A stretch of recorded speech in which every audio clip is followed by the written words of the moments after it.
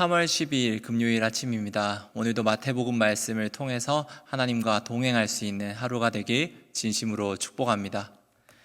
오늘 다 함께 나눌 말씀은 마태복음 22장 23절에서 33절까지의 말씀입니다. 마태복음 22장 23절에서 33절까지의 말씀 다 함께 읽어보도록 하겠습니다. 부활이 없다 하는 사두개인들이 그날 예수께 와서 물어 이르되 선생님이여, 모세가 일렀으되 사람이 만일 자식이 없이 죽으면 그 동생이 그 아내에게 장가들어 형을 위하여 상속자를 세울지니라 하였나이다. 우리 중에 7형제가 있었는데 마지가 장가들었다가 죽어 상속자가 없으므로 그 아내를 그 동생에게 물려주고 그 둘째와 셋째로 7째까지 그렇게 하다가 최후에 그 여자도 죽었나이다. 그런즉 그들이 다 그를 취하였으니 부활 때에 7중의 누구의 아내가 되리이까? 예수께서 대답하여 이르시되 너희가 성경도 하나님의 능력도 알지 못하는 고로 오해하였도다. 부활 때에는 장가도 아니가고 시집도 아니가고 하늘에 있는 천사들과 같으니라. 죽은 자의 부활을 논할진대 하나님이 너희에게 말씀하신 바 나는 아브라함의 하나님이요 이삭의 하나님이요 야곱의 하나님이로라 하신 것을 읽어보지 못하였느냐? 하나님은 죽은 자의 하나님이 아니요 살아있는 자의 하나님이시니라 하시니 무리가 듣고 그의 가르치심에 놀라더라. 아멘. 오늘의 23절 말씀은 사두개인의 등장으로 시작됩니다. 사두개인에 대한 이야기를 하기에 앞서서 저희들이 간단히 알아야 할 사두개인들에 대한 내용이 있습니다. 첫 번째로 이들은 부활을 인정하지 않는 사람들이었습니다. 내세에서의 부활에 대해서 관심을 갖기보다는 현실에서의 다양한 이슈에 대해서 관심을 가졌던 사람입니다. 두 번째는 모세 오경만을 그들은 정경으로 받아들였던 사람들입니다. 다른 구약 성경에 있는 말씀들에 대해서는 아예 취급을 하지 않거나 최소한 모세 오경보다는 권위가 낮은 책들로 생각하고 받아들였던 사람이라 할 수 있습니다. 그런 사두개인들이 나타나서 예수님께 말하는 것입니다. 특별히 24절의 첫 번째 구절 같은 것을 보면 선생님이여 모세가 일렀으되 이렇게 이야기를 하고 있습니다. 이들의 마음에는 누가 중심에 있는 것이죠? 바로 모세가 있는 것입니다. 모세가 이렇게 얘기했는데 라고 이야기를 하는 것이 사두개인들의 중요한 화법이었다고 할 수 있습니다. 그들이 그런데 어떤 상황에서 예수님 앞에 나와서 이야기를 하였는가? 그것을 우리는 초점을 맞춰 봐야 합니다. 23절 말씀 한 번 더 읽어보도록 하겠습니다. 시작. 부활이 없다 하는 사두개인들이 그날 예수께 와서 물어 이르되. 아멘. 여기에서 초점을 맞출 단어가 무엇일까 했을 때 저는 그날이라고 생각합니다. 그날, 영어로 보면은 that same day, 같은 날에 이렇게 이야기를 하고 있습니다. 그러면 우리는 질문을 할 수 있겠죠? 도대체 무슨 날인가? 그것은 앞을 보면 알 수 있습니다. 오늘의 본문에 앞서서 어제 목요일 본문에 해당되는데 그때는 바리새인들이 등장해서 예수님께 질문을 했다고 합니다. 이들이 가이사에 대해서 세금을 바치는 것이 옳을까 옳지 않을까에 대해서 예수님께 질문을 했습니다. 하지만 우리가 잘 생각해 보면 이 본문의 설교를 들었다시피 정말로 궁금해서 질문을 했던 것일까요? 아니었다는 것을 저희는 어제 설교를 들어서 모두 다 알 수 있습니다. 예수님을 어떤 모순점에 빠뜨리기 위해서 던졌던 질문이라고 할 수 있죠. 바리새인들은 그런 질문을 던졌는데 만족할 만한 답을 얻지 못하고 오히려 자신들이 진퇴양난에 빠지면서 도망가는 에피소드가 어제 있었습니다. 같은 날에 사두개인들이 등장했다고 합니다. 이 둘 사이에는 그렇게 좋은 관계는 아니었습니다. 그럼에도 불구하고 예수님께 나와서 이들은 같은 행동을 한 겁니다. 어떤 행동이죠? 예수님을 조금 곤경에 빠뜨릴 수는 없을까? 이들이 고민을 하면서 어떤 자기들이 가져온 질문을 예수님 앞에 던졌던 것입니다. 질문의 내용은 간단히 말하자면 이렇습니다. 7형제가 있었는데 그 고대 근동의 율법에 따르면은 그 형제가 죽게 되었을 때 그 당시에 아내였던 사람은 가까운 형제에게 이제 다시 시집을 가게 되는 그런 어떤 법이 있었습니다. 그 전제 하에 이야기를 하는 것이죠. 7형제들이 있었는데 첫째에 아내가 있었는데 아들이 죽게 되고 둘째부터 셋째부터 7째까지 다 목숨을 잃게 되었는데 그렇다면 예수님 부활이 있을 때 그 아내 되었던 사람은 도대체 어떤 관계로 부활의 상황을 맞이하게 되겠습니까? 이것이 이들의 질문이었습니다.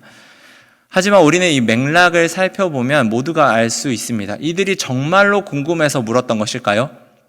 그것이 아니란 걸 우리 모두 다 알고 있죠. 앞에 바리새인들에 대한 이야기를 봤기에 우리는 똑같이 예상을 할 수 있습니다. 이 사두개인들 또한 예수님을 단순히 논리적인 모순에 빠뜨리기 위해서 찾아온 것이구나.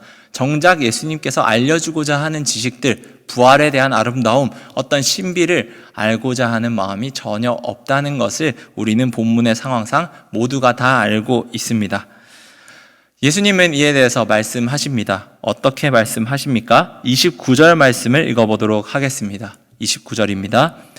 예수께서 대답하여 이르시되 너희가 성경도 하나님의 능력도 알지 못하는 고로 오해하였도다. 아멘.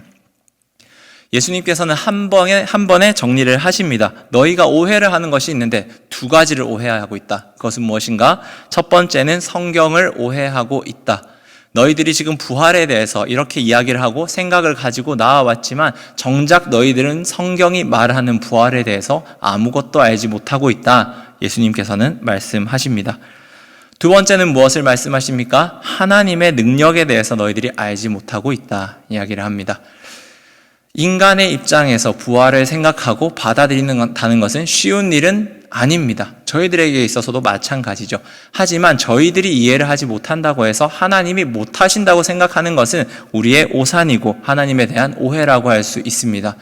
이 사두개인들 또한 자신들의 생각, 자신들이 경험한 신앙 안에서 하나님의 무언가에 대해서, 하나님의 약속들에 대해서, 미래에 대해서 생각을 합니다. 우리는 부활에 대해서 경험을 한 적이 없는데, 그럼 우리가 지금 가지는 인간관계, 가족관계, 혈연관계 이런 것들이 나중에 부활 이후의 삶에 대해서도 동일하게 적용될 것이다. 이런 생각을 가지고 지금 예수님께 질문을 하고 있습니다. 하지만 예수님께서는 과감하게 말씀을 하시는 것이죠. 너희는 하나님의 능력을 정말 오해하고 있고 알지도 못하고 있다. 이야기를 합니다. 이 점에서 우리는 반드시 생각해 볼 부분이 있습니다. 사두개인들도 오늘의 말씀에 해당되는 이 말씀들을 상당히 연구를 하고 봤던 사람이라는 점입니다. 말씀을 보고 둘 다 동일한 말씀을 보고 있지만 어떻게 생각합니까? 누군가는 성경에 대해서 오해를 하고 있고 하나님의 능력에 대해서 알지 못하고 있다는 것입니다. 이 점은 상당히 우리에게 던지는 메시지가 큽니다. 우리도 성경을 보고 있습니다. 오래전 수많은 믿음의 선진들이 봤던 성경을 동일하게 보고 있습니다. 하지만 성경을 본다고 해서 그것이 성경을 제대로 안다고 혹은 하나님의 능력에 대해서 제대로 안다는 것을 보장하지 않습니다. 바리새인들이 성경을 보면서도 성경의 능력을 알지 못했던 이유는 무엇입니까? 그것은 이미 자신들의 생각이 앞섰기 때문입니다. 흔히 요즘 젊은 친구들이 말하는 표현에 답정너라는 표현이 있습니다. 답을 이미 정하고 지금 무언가를 다가간다는 것입니다. 성경을 읽을 때에도 예수님께 다가올 때에도 이미 자신들에게 있어서 답이 정해져 있었던 것입니다. 어떤 답입니까? 부활은 없다. 예수님이 말하는 것은 무언가가 잘못됐다. 이런 생각들을 가지고 나를 바꿀 생각을 하고 예수님 앞에 나오는 것이 아니라 예수님을 바꿀 생각을 하면서 하나님 앞에 나오는 것이죠. 그런 경우에는 성경을 아무리 읽어도 그 말씀이 우리 안에 들어오지 않습니다. 저희는 이런 실수를 범하지 않아야 합니다. 성경을 매일 읽고 묵상을 한다는 것은 어떤 의미일까요? 단순히 물리적으로 읽는 것을 의미합니까? 어떤 그런 행동이 우리의 신앙과 모든 것을 보장해 주지 않습니다. 우리가 성경을 읽고 묵상하고 예배를 드리고 하나님의 말씀을 가까이 한다는 것은 하나님의 말씀이 나를 바꿀 가능성을 열어두는 것입니다. 우리는 말씀을 읽을 때마다 내가 말씀을 바꾸는 것이 아니라 말씀이 나를 바꿀 수 있는 가능성, 그리고 말씀이 나를 바꿀 것을 예상하고 때론 아플 수 있지만 그것을 받아들이고 나아가는 것이 우리의 성경 읽기입니다. 그렇기에 성경에 하나님의 말씀이라고 우리가 이야기를 하는 것이고 권위가 있다고 이야기를 하는 것입니다. 우리가 더욱더 권위가 있다면 우리가 성경을 바꿔야겠죠. 하지만 이런 점들에 대해서 예수 그리스도께서는 사두개인들을 통해 말씀하십니다. 그런 태도로 접근하는 것은 성경을 전혀 알지 못하는 것이다. 두 번째 또 말씀하십니다. 하나님의 능력에 대해서 알지 못하는 것이 사두개인이었다 이야기를 합니다. 우리는 인간으로서 하나님을 알기 위해 조금씩 다가갑니다. 하나님께서는 또 자신을 우리에게 계시를 하나씩 하나씩 해주십니다. 그렇게 인간이 최대한 이해할 수 있는 언어와 표현들로 하나님을 알아가고 예수님을 알아가면서 신앙생활을 합니다. 때로는 이 경험들이, 인간 생활에서 우리가 느끼는 감정들이 하나님을 알아가는 데 도움이 될 수 있습니다. 그럼에도 불구하고 우리가 근본적으로 기억해야 할 것이 있습니다. 그것은 인간과 하나님이 동일한 존재가 아니라는 점입니다. 하나님은 분명히 인간의 한계를 넘어서는 부분이 있으신 분이다. 우리를 초월하시는 분이다. 라는 것을 반드시 우리는 인정해야 합니다. 우리가 그러지 않을 때 어떤 일들이 일어날까요? 하나님을 생각하는 것에 있어서도 인간처럼 생각을 합니다. 우리가 이 세상에서 느끼는 감정들, 경험들, 우리가 흔히 경험을 통해서 알게 된 추론들, 이것들이 당연히 하나님의 나라에서도 적용되겠지. 예수님도 이렇겠지. 하나님도 이렇겠지. 좋은 세상이 온다는데 우리가 경험한 세상 안에서 적당히 좋은 세상이 오겠지. 이런 식으로 하나님의 나라를 생각하고 나아간다면 우리는 그 하나님의 능력에 대해서 절대적으로 과소평가를 하는 것입니다. 구약의 이야기들, 신약의 이야기들은 어떤 이야기들을 하고 있습니까? 하나님을 따랐던 수많은 믿음의 선진들에 대해서 나오고 있습니다. 이 믿음의 선진들이 항상 하나님에 대해서 다양한 경험들을 하지만 모두가 다른 상황이지만 동일한 고백들을 하는 것이 있습니다. 야, 하나님이 정말 하나님이시구나. 이런 고백들은 무엇을 의미할까요?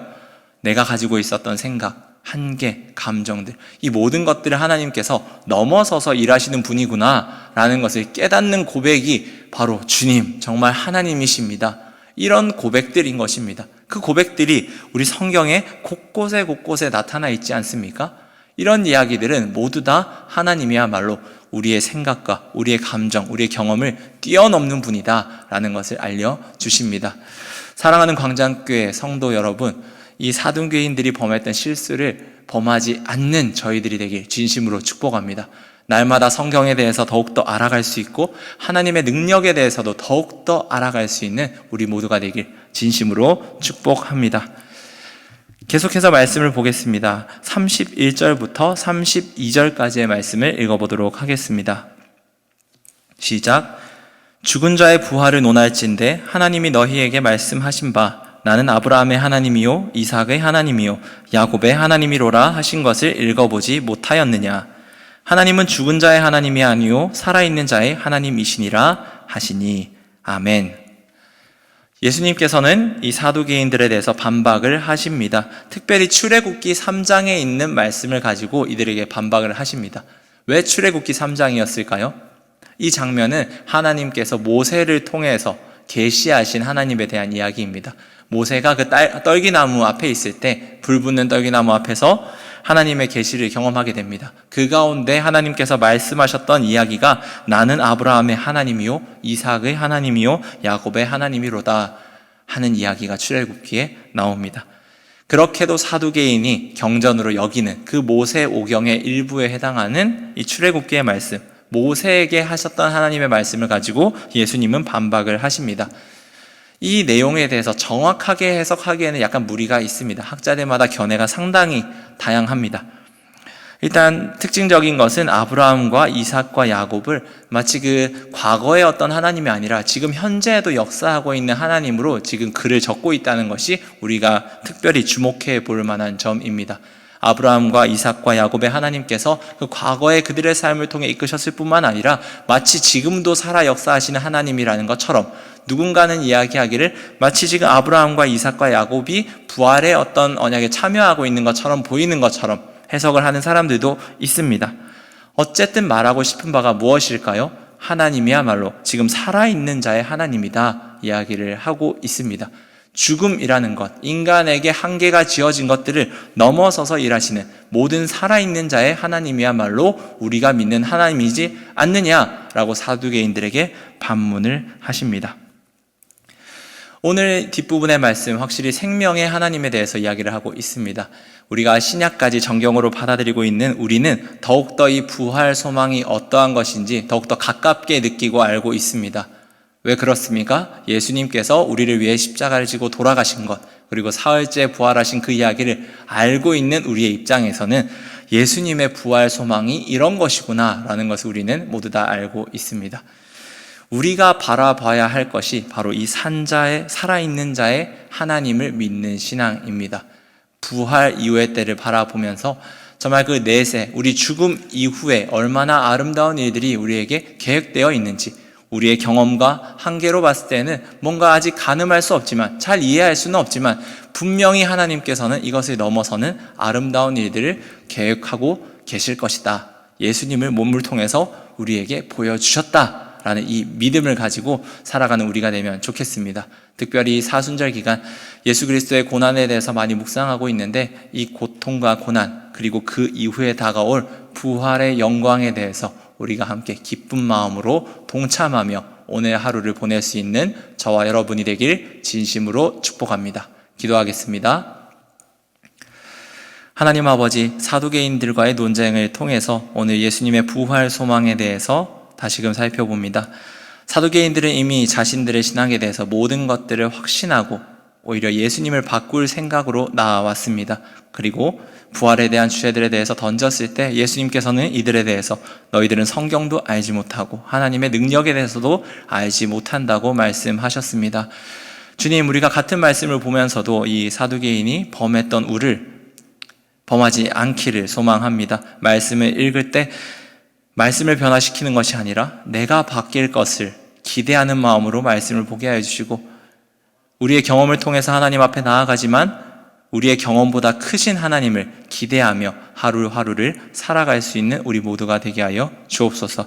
특별히 사순절 기간을 보내고 있습니다. 예수 그리스도의 고난과 순환, 그 이후에 있는 부활의 영광을 바라보면서 이 기간을 잘 보낼 수 있는 우리 모두가 되게 하여 주옵소서.